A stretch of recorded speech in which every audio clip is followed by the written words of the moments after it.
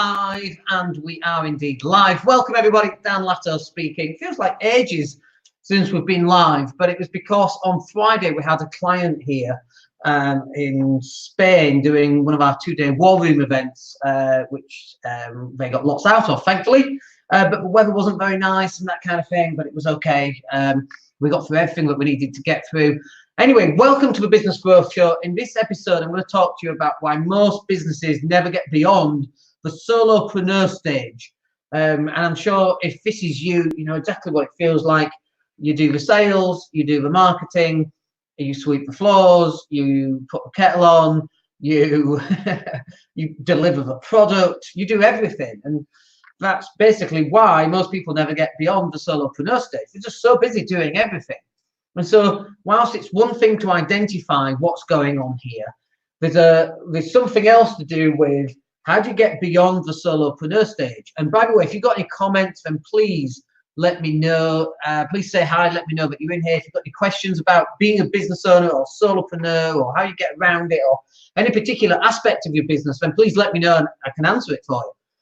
So if you are a solopreneur, so what do I mean by a solopreneur? So every time I say solopreneur, I think of Han Solo. But a solopreneur is somebody who is working on their own. They might be working from their home. They might have an office, but it's just them in their office. It's quite lonely. Your Christmas do is basically just you wearing a paper hat and a cracker, and you sat on your own and you're having your Christmas do. You might be doing networking events, but you might be a mortgage broker, for example, or you might be a property investor. They're generally solopreneurs. You go to networking events and that kind of thing, but it's a very lonely existence. In my business, I'm not a solopreneur. So I'm very lucky, but I've got a team of people that, you know, from the property side, we've got handymen and cleaners to go in and do move-ins, move-outs, and all the bits in the middle. And then on the content marketing business, we've got someone who's in charge of delivery. And then as a subsection of that delivery, we've got people who actually create videos and images, schedule the content and all of that good stuff. So I'm definitely not a solopreneur. However, most of the time I actually operate as a solopreneur.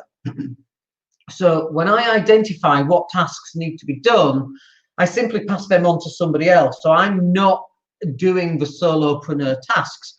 And so when we start off at looking at how do you get beyond being just you in a business, you've got to identify what the tasks are.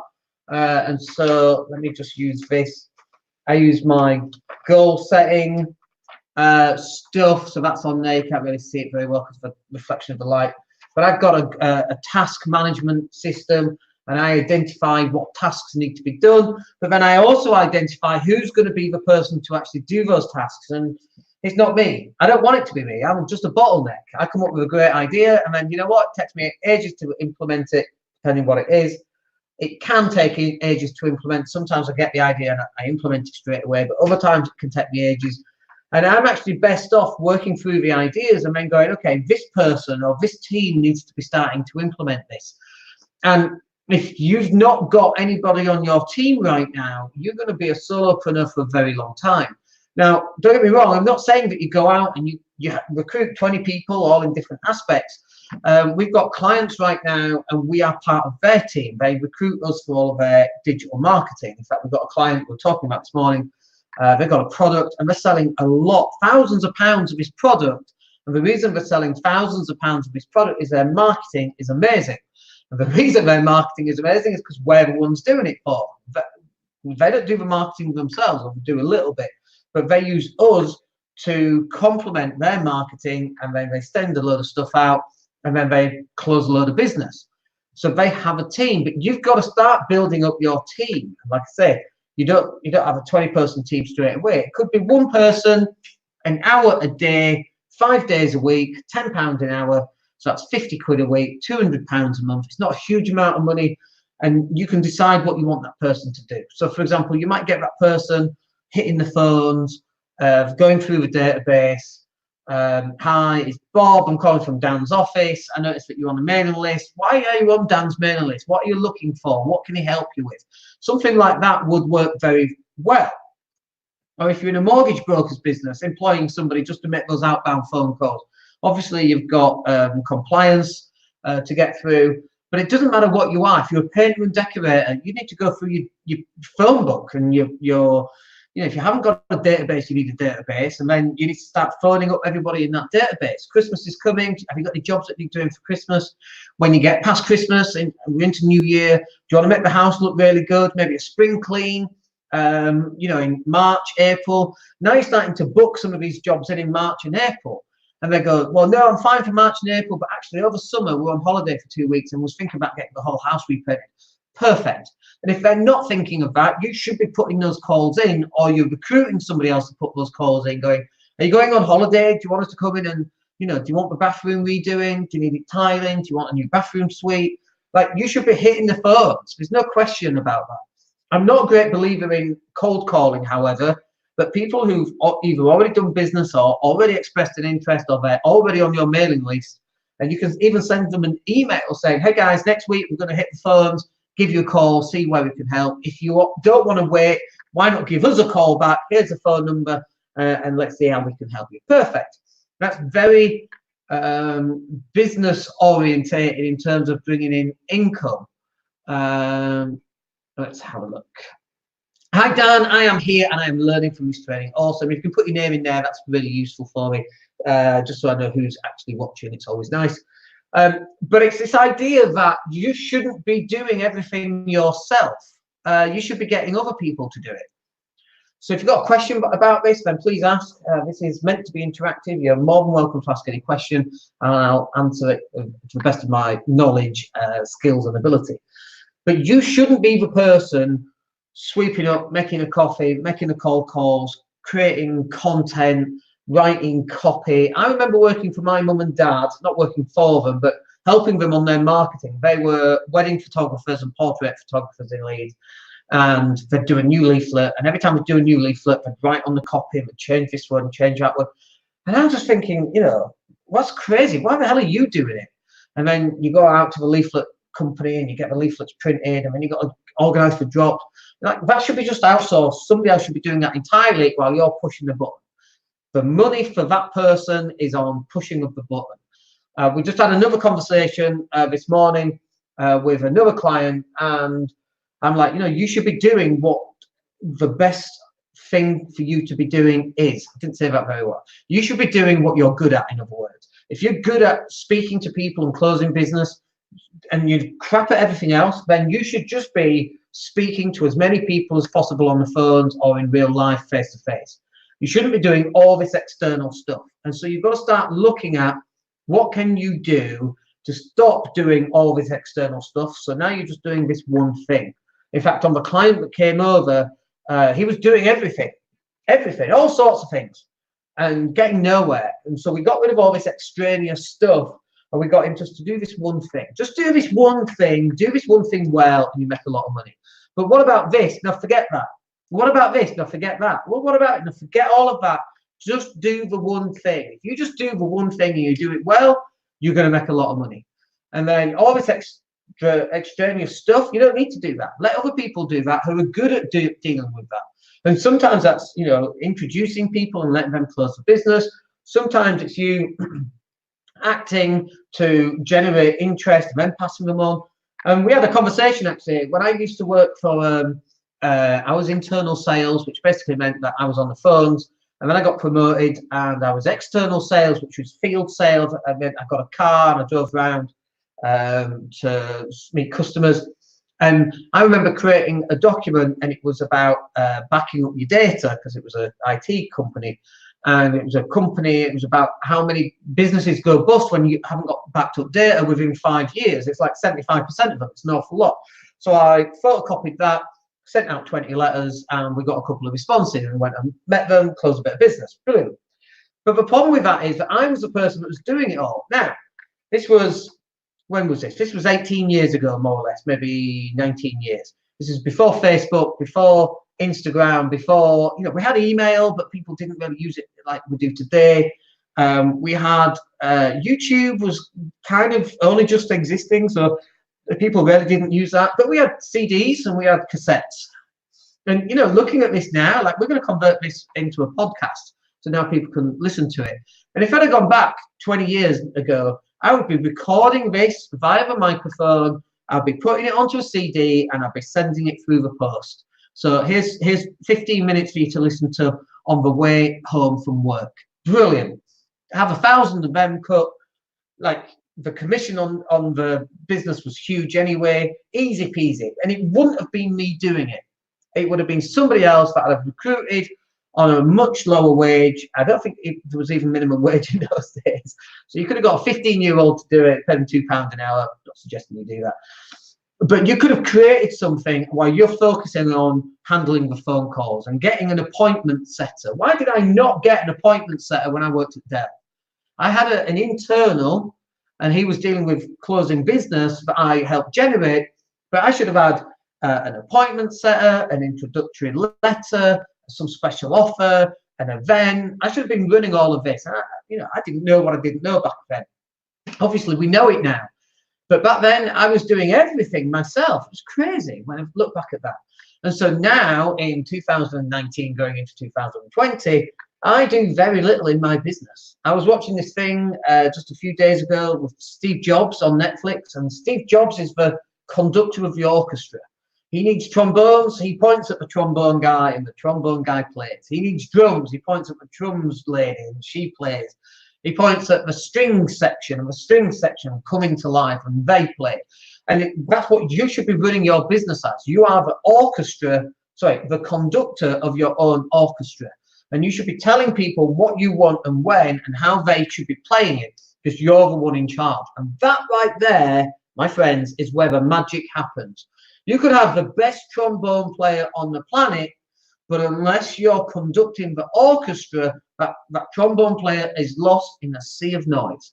And so by you bringing it all together and creating what you want and when, that's how you do it. That's why conductors get paid a lot of money. Don't get me wrong, everyone else gets paid money too, but they get paid the most money and the most recognition.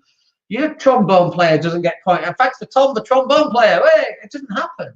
Who comes on and takes a bow? It's the conductor. The conductor takes a bow at the start and at the finish, and it's his name in lights, not the trombone player, not the drums player, not the triangle player. Frank Bruno, if you remember that advert. Going back some time there. This is what you should be in your business. We've got a comment come through. Let's see what this is. I'll look at that in a second. So this is what you should be doing, is you should be conducting your own orchestra. And the problem for most people is that you're the conductor of your orchestra, and then you go trombone, and then you run off, you pick up the trombone, and you're playing your trombone, and then you go triangle, and you pick up the triangle, and you go ding, and then drums, and you run off to drums, and you have to do the drums. It's crazy. Imagine that in an orchestra. It just wouldn't work. And yet, in business, for some reason, it is totally fine. Let's have a look. I don't know how you pronounce your name. Now, I want to pronounce it Sade, but that's the singer. It could be Sade. I don't know how you pronounce it. Anyway, I'm a very organized person. Where or how do we systemize things? Is there a mind map or software that we can help do this?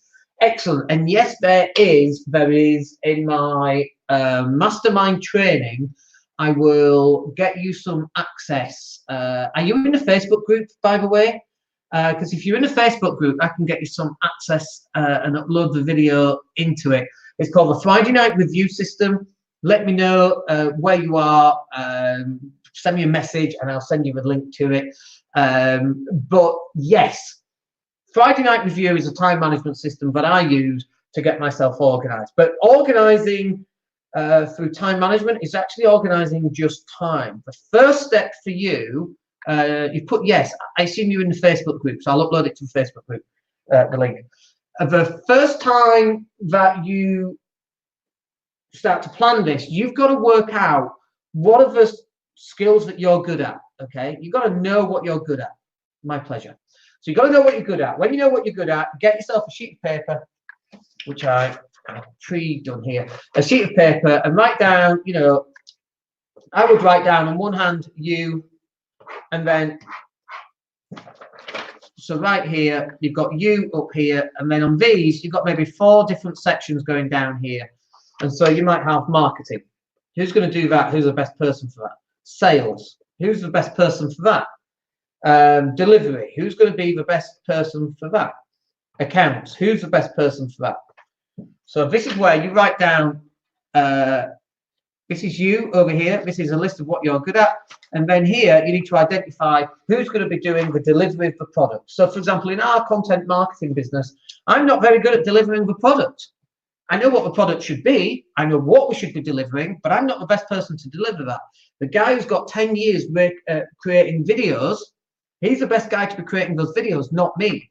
The woman who's got 5 years experience in scheduling content, she's far better at scheduling content than I'm going to be because I'm useless at that kind of thing. So you've got to identify who are the best people to do the best jobs. Then you need to identify what are you good at.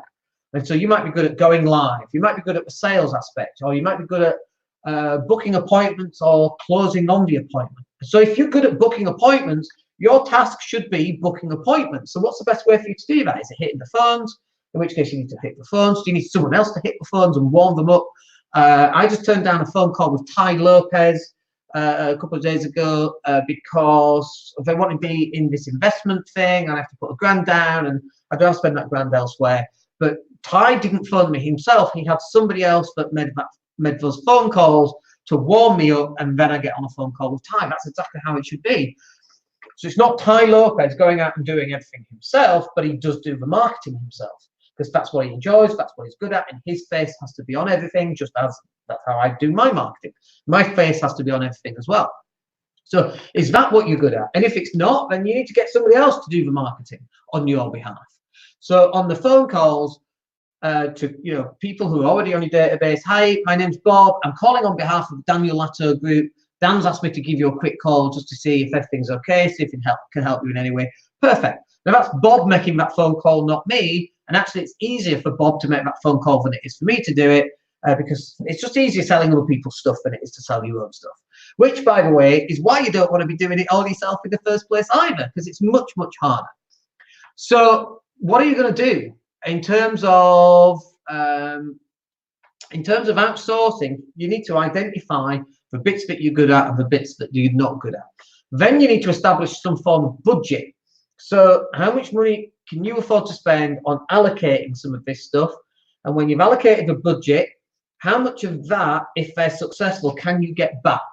So what I mean by that is if you're allocating £10 a day, so that's 1 hour a day, 5 hours a week, that's £200 a month.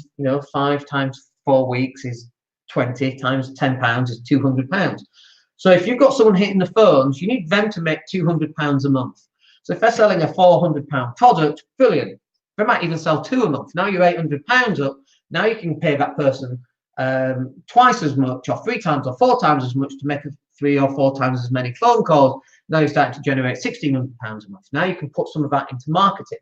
And so this is how you grow the business effectively. So it starts off being really, really small by identifying some of the small bits that you need to start doing, some of the small aspects in your business that you need to start implementing. And then when you've started getting that, you're looking at your return on investment, and that's how your business grows. And it can't just be stuff that's productive. It's got to be stuff like accountancy, management accounts, that kind of thing, being able to put you in a position where you can look at the numbers.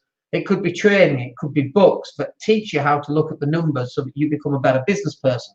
Reading a book, I've just read a really good book. It's talking about how people have a default when we're looking at people lying. We tend not to believe people who are lying. We tend to trust them first. That's the default setting. Very, very interesting. And obviously in politics right now, there's all sorts of lies going on. Very interesting, but there's not an immediate return on investment on that, but there is further down the line. Now I need that, but I might not need it immediately. I need to know it at some point. So you got to work out, what do you need first? What's the most pressing thing? And the way in which you work it out is, how many phone calls are you getting? How much money are you making? How many conversions are you failing at? Like, if you're making phone calls and getting people on the phone, awesome. What's the next step? Well, the next step is I'm not converting anyone. Great. Now you need to start looking at that. Or actually, I made a load of sales last week, but the whole delivery thing has gone a mess because I can't scale it. Perfect. Now you know what the problem actually is, and then you can actually work out what's what and what you need to do. And that will do us for today. 20 minutes we're coming up to. I hope that's useful for you. If you listen to a podcast, then give us a 5-star review. We love those. And we're going to catch up with you on Wednesday in a property cash flow show. Come and join me at daniellatto.co.uk/mastermind. Come and join me in the mastermind group.